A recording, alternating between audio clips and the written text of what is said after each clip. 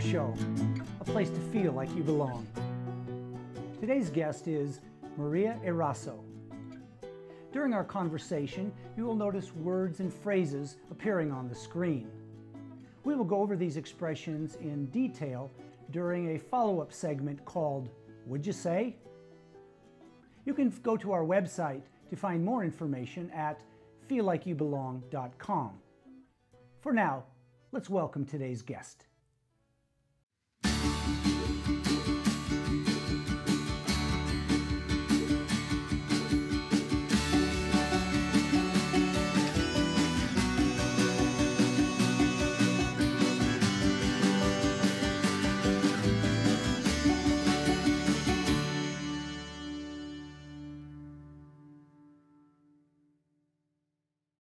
Today on Feel Like You Belong, our guest is Maria Erazo. Maria comes from Michoacan, Mexico. She now works in Grand Rapids, Michigan. She has her own insurance agency with Farmers Insurance. Maria, thank you for coming by the show today. Thank you for inviting me. So you come from Michoacan. It's in central Mexico, just west of Mexico City. If we were to drive, for those in our audience who don't know their geography so well, if we were to drive between Michoacan and Michigan, how long would that take us? I will say it has to be around 40 hours.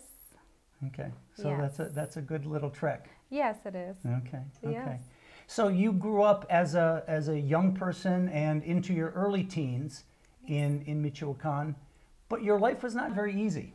Okay, you had some struggles in your family, and you've written about this in your life story coming here. But your dad drank, he abused your mom, and then finally left for the U.S.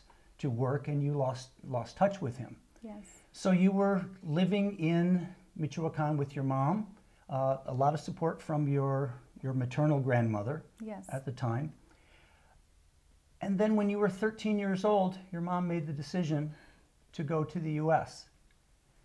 What is the impact of a family of kids when one of the parents says, okay, I gotta leave, and takes off? What would motivate someone to do that? I will say the fact that as parents, we want to give the best that we can to our kids. And for a single mother of 7 kids in Mexico with little or no support at all, that was the only option that she saw to help, I guess, to even just to build us a little decent house. There was no way she was going to be able to do that, staying in Mexico and working. She was barely making enough money just to eat every day. So what kinds of jobs did she do in the U.S. for the years that she was gone? Cook, wash clothes for the people that are in good better financial condition, just in restaurants, cooking in restaurants and cleaning houses.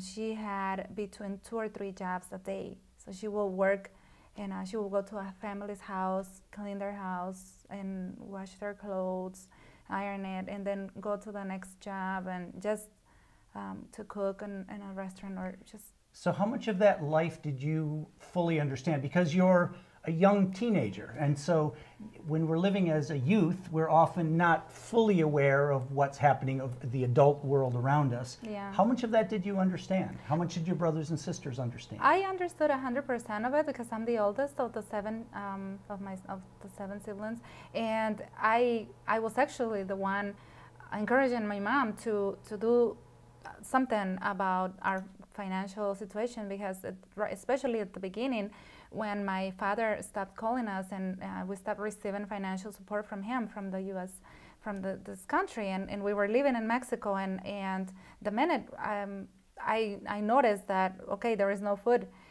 tomorrow, there is not enough food, and I was the one, I guess, that started convincing my mother to go out and find a job and do something, and I offered her to just help with the kids, and I was still in school. So but at I age knew, 13, you yes, became the mother of the family. Yeah, I knew the need, and I was completely aware of the need, and even though I had my own dreams and I wanted to continue going to school, which I did until ninth grade. But I knew that we needed to do something, and we either we're gonna make it or we were gonna die of hunger in the house, and obviously that wasn't an option. So I was okay, and I knew I needed to do whatever I need to do to support my mother, and I did it. So 2 years later, age 15 now, yes, your uncle was going north to the U.S., and you had to do some serious persuading, but you convinced him that you should come along with him. And so now you're entering the U.S., and we should say, without visa, without documentation. So what is it like now for you and your mom to live in the U.S., and you don't have papers? What's the life like for someone in those circumstances? At first, you really don't understand what that means. But more than anything, hearing the comments of the family talking about all the time, oh, you can't be walking on the streets too much, be careful, don't go out to the store by yourself because immigration can catch you on the way back home, and if they do, then they're gonna deport you and you're not gonna see your mother and you're gonna lose contact with us. And so it was pretty, it's more like threatening, I guess. It's a kind of fearful existence. Fearful existence, and just not being in the lookout all the time, walking on the streets, kind of just looking around to see if anyone looked suspicious. They described to us, if you see a man dressed in green uniforms, or if you see a white Suburban, you need to run away and hide, and because that's kind of how immigration looks like, and just that fear, living every day thinking about that. So now at this point, you and your mom are working and sending money back to support your younger siblings, sending money, and now your grandmother is taking care of the kids, and your younger sister is now the mother of the family. Yeah, actually my mother, my grandmother, she took the two youngest siblings with her. She was living still in the middle of the mountains where we grew up, where we were born, and my sister was in the city with the other siblings. So we were separated from the two younger ones, and so it was just my sister. So tell us a little bit about the psychological impact that this basically financial, economic refugee status has when a family splits up. It's pretty stressful, and it damages many aspects of our lives, but self-esteem, and it's one of the bigger ones. We don't value, I guess, ourselves as much as, I guess, someone that probably lives in a house where everything is being provided to them, and so we just live in fear all the time, knowing just this uncertainty of not knowing what's going to happen, and just completely dependent just on us and what can we do. We didn't have support from almost any family member, so we couldn't go to anyone. We didn't have anyone to go to and ask for help. So you have a number of years of difficult living. Yes. Fast forward to Grand Rapids, Michigan. Yeah. You are now married to an American. Well, he's originally from El Salvador, Central America. Okay. Yes. But married, 3 boys. Yes. You have a wonderful career. Yes. You run your own insurance agency. Yeah. And have a very supportive community around you, a very supportive church community. Yeah. What would you, in addition to this, I think, I sense that you now recognize, okay, I had some really tough beginnings. Other people have a similar situation. You have started giving back to the community. So you're not just saying, okay, I got mine, life is good. Tell us a little bit about your community involvement now. Well, I try to be as much involved as I can. I have a full-time career, so that doesn't allow me to do as much as I would love to. Full-time parenthood. Yes, and yeah, and my wife, and I'm still very involved in my siblings' lives, my mother as well. But I love reaching out to especially youth and women. I do a lot of mentoring with through my church, just with other women that are going through the same struggles that I went through, or youth that I love inspiring youth and just relate to them and understand. I think I can understand what they go through, and I just love encouraging them and just be an inspiration for them and just share my story with them, and just so that they can feel that they're not alone in this, and that it's possible, and if I did it with the support of others. And I never forget about what other people has invested in me. So I want to do the same thing for others, and know that it's so important to have people that have come out from struggles or similar situations as us. When you hear those stories, it kind of helps you relate with them. And I just love speaking to youth through public schools and just different organizations, and just get to. There is so much need, but there is only so much one person can do, and I love doing my part as much as I can. So you're working with both native-born American kids. You're also working a lot with the Latino community. Yeah. So when you're talking with young Latinas, okay, what is your message for them? Because you had a very difficult time growing up in their age group, right? Yes. So what is the message for them, letting them know how it is possible for them to fit in? What kinds of mentoring goes on? Well, I encourage them to be persistent, to value themselves, and to define who they are through the love of their family, and through getting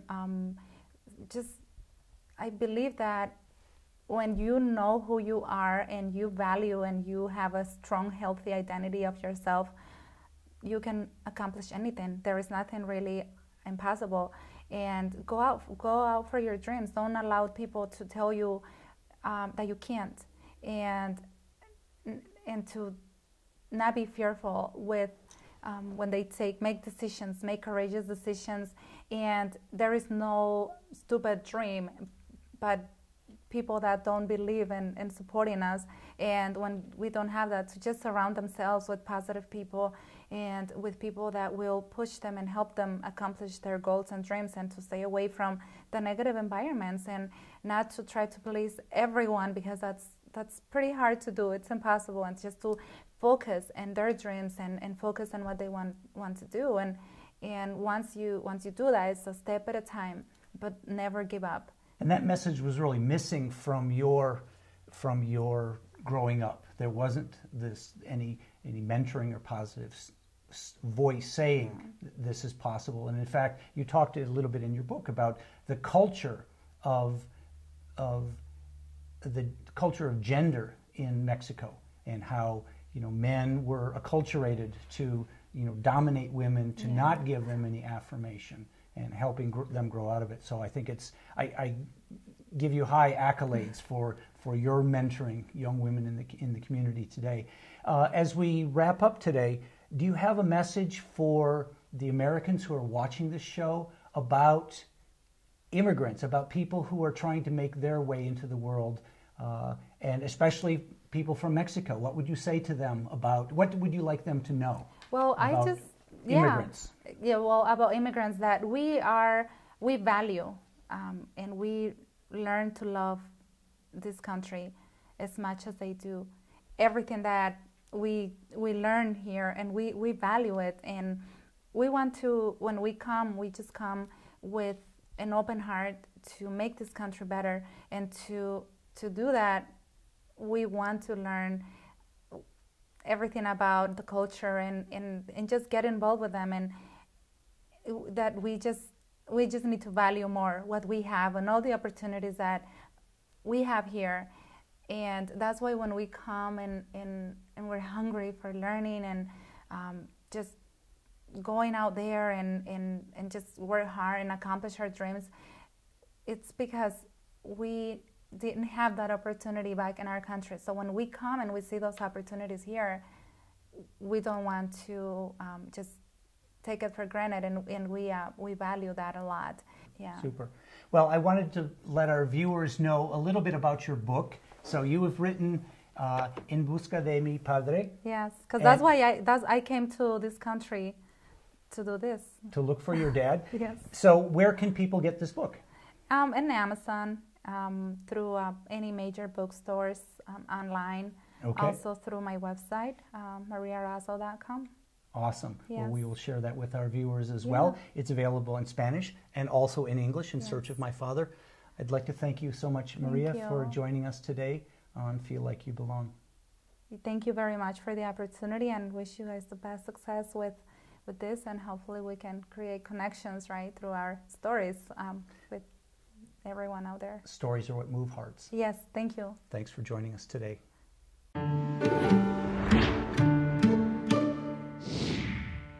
So in this segment of our show, if you're listening as a non-native, you will have heard words from the conversation with Maria that were unfamiliar to you. And so the purpose of this segment for you is to help you understand some slang, some idioms, and a few cultural concepts. If you're watching this as a native speaker, what I'd like you to keep in mind is you may be using a lot of this language in your daily speech with your international coworkers, perhaps you have some international clients, and if you are using these expressions, there's a good chance that the second language speakers you're talking to aren't going to understand them. So hopefully this will raise some awareness in your listening and speaking with internationals in the future. So the first expression that you saw highlighted in the conversation with Maria was a good little trek. I said, that's a good little trek to drive from Michoacan all the way up to Michigan. A trek is a long and difficult journey, usually taken on foot. Speakers of English often use understatement to make a point. In fact, a driving trip of 40 hours is not little at all. So this comment was my equivalent of saying, wow, that's really a long way to go. The next expression you saw was, your father drank.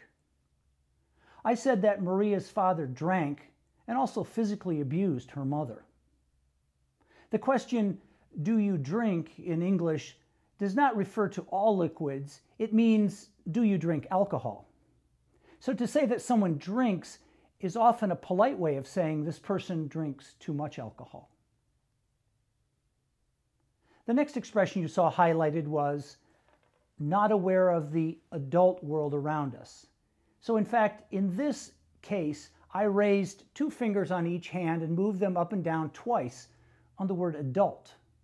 These air quotes are a visual way of putting the spoken words into quotation marks to show the listener that this word has actually a special meaning.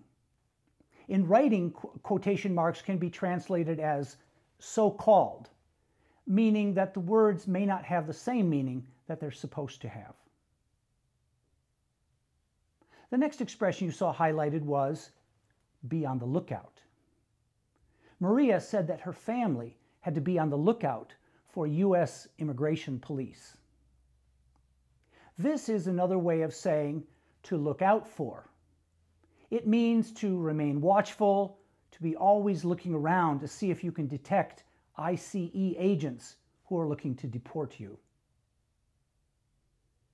The next expression you saw highlighted was a white Suburban.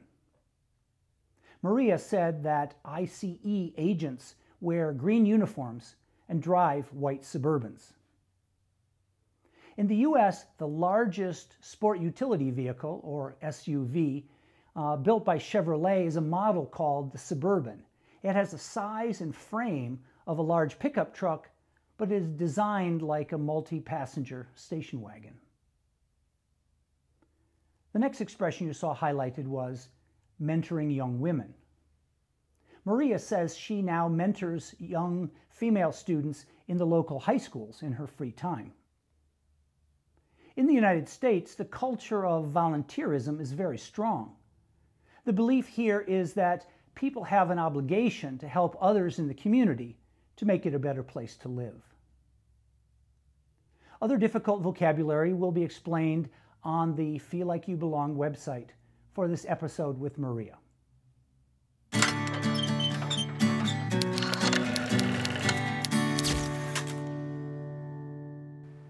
According to one proverb, the sweetest sound to the human ear is that of one's own name. Adjusting to life in a new culture can be especially difficult when it comes to using names. For newcomers here, U.S. names can be particularly tricky because of the many immigrant languages coming into this country. On the other side, Americans who have foreign-born co-workers can also be confused by names which seem unfamiliar to them. So what to do?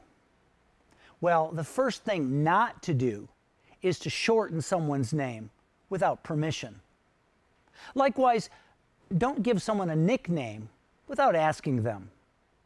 Instead, try to learn that person's name. Ask for help in saying it. Maybe you can write it down.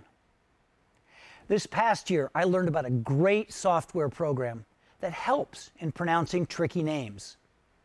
It's called AudioName, and it can attach itself to your website, to your email, and then clicking on the link plays a recording of your voice telling how to say your name correctly.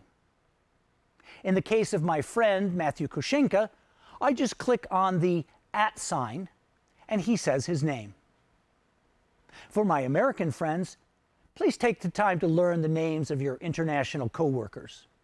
It shows respect for them and a willingness to honor that sweetest of sounds, their name.